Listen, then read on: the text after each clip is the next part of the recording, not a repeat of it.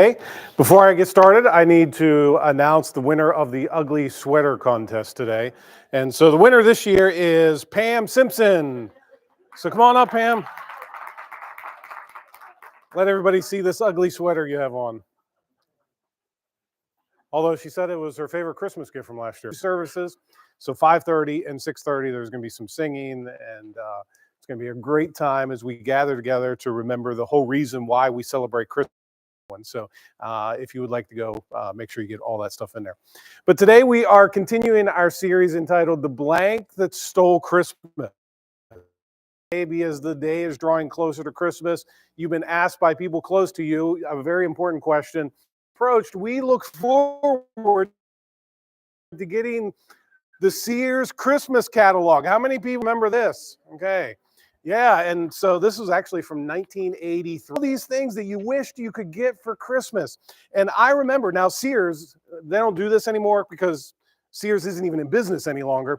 But anyways, every Christmas we would wait to get this. And Sears started publishing their Christmas catalog in 1933 and published it all the way up until about 2010. And at the height of the Sears catalog, it contained 800 plus pages of things that people might want for Christmas. And I remember when my parents would bring this, brother and I, we would sit on the living room floor and we would turn the pages and we would get a pen and we would circle the things that we wanted and we would dog-ear the pages. And then we would always leave the book at the kitchen table right where my parents would sit so that they would know exactly what we wanted for Christmas.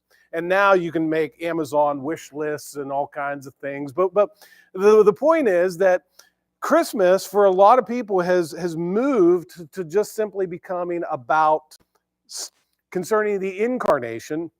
It's really become a celebration of materialism eventually through. If you drove down on Plank Road yesterday, it was bumper and people going shopping and buying gifts, and we've made Christmas a holiday of stuff. And for a lot of people, we've lost sight of what Christmas is all about. And so today I want to talk about the stuff that stole Christmas. Because when we begin to focus on the stuff that stole Christmas, we lose sight of the why of Christmas. And what happens is the stuff of Christmas pushes out the why of Christmas. And so what's happened here is that the consumerism has turned into all these shopping frenzies, right? Some of you are old enough to remember the frenzy about buying the Cabbage Patch Kid, right? And how everybody wanted that, or the Tickle Me Elmo, or the Nintendo Wii, or just more Christmas. And so today, as I talk about begins to take center stage. We're just talking about these things or these attitudes or these events that happen in our life that have the tendency to steal Christmas. And I tell you this every Christmas. I've told you this for the last few weeks, and you know this is that Christmas, right? It amplifies and magnifies whatever it is that's going on in our life. The good times just seem to be better at Christmas. The bad times just seem to be worse at Christmas. And everything that we experience just simply get magnified and amplified at Christmas. And so we need to be careful that we don't allow those things to steal the meaning, the purpose, and the reason as to why we celebrate this holiday. And so our memory verse for this series comes from Matthew chapter 1, verse 23, which tells us, "Behold, the virgin shall be with child and shall bear a son, and they shall call his name Emmanuel," which translated means God with us. That is the purpose. That is the meaning. That is the reason for why we celebrate this day. Though we may never be able to comprehend what that must have been like, that God left heaven to dwell on his creation. And not just that, but he took on the form of one of his creatures.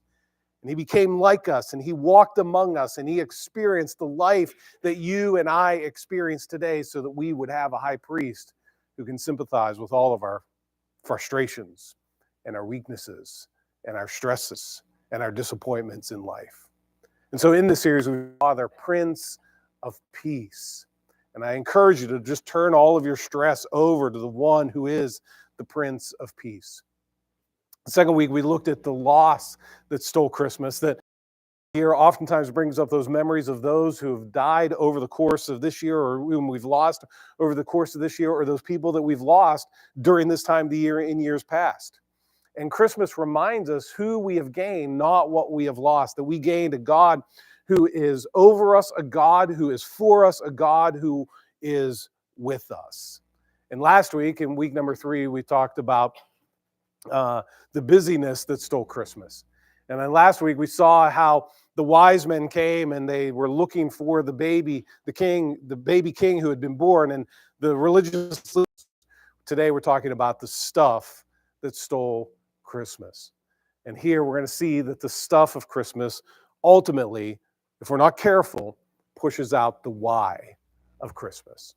And so as we've been doing in this series, we are in Matthew chapter 2, and we're going to pick up actually where we left off last week. And so just to kind of bring you up to speed, if you weren't here last week or you don't remember last week, what we talked about last week was how the wise men, right, they lived in the east and they had traveled 1,000+ miles for several months because they saw the star, and they traveled and they came to find the one who was born King of the Jews.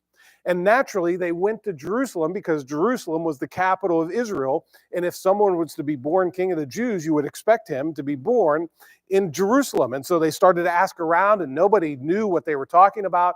And finally, King Herod, who was the king of the Jews at the time, heard about these men and called them. And he said, "Who is it that you're looking for?" And they said, "We're looking for this one who's been born King of the Jews." And he called together all the religious leaders, and they said, "Yes, he's going to be born, and he's going to be born in Bethlehem." And so we're going to pick it up right there. Leaders, they get word that, hey, the one who is to be born King of the Jews was going to be born in Bethlehem. And if you look at a map of Israel, which I have here on the screen, and maybe you can see that, maybe not, but you can see that Jerusalem and Bethlehem really are not that far apart from one another. It was probably, it's just about 6 miles to go from the city of Jerusalem to the city of Bethlehem. So relatively speaking, it was not that far. After all, these guys had traveled 1,000 miles to get there. And so what was just another 6 miles? And so they begin to make their approach to Jerusalem, or Bethlehem. And this is what it tells us. Then Herod, after they had met with the religious leaders, then Herod secretly called the Magi and determined from them the exact time the star appeared. As I told you last week, they were not there when Jesus was laying in the manger right after the birth. This would have been several months later. So Herod wanted to find out, how old is this child? When did you finally see the star in the sky? Because this was an integral part to the plot that Herod had concerning this one who had been born King of the Jews. In verse 8, "And he sent them to Bethlehem and said, 'Go and search carefully for the child, and when you have found him, report to me, so that I too may come and worship him.'" And you know the background of Herod. Herod was a very, very brutal man. He was always felt threatened by the people around him. He was threatened by people that he thought was going to take his authority or take his throne. And he felt threatened by his own family members. He had children put to death. He had his wife put to death. He had his mother-in-law put to death.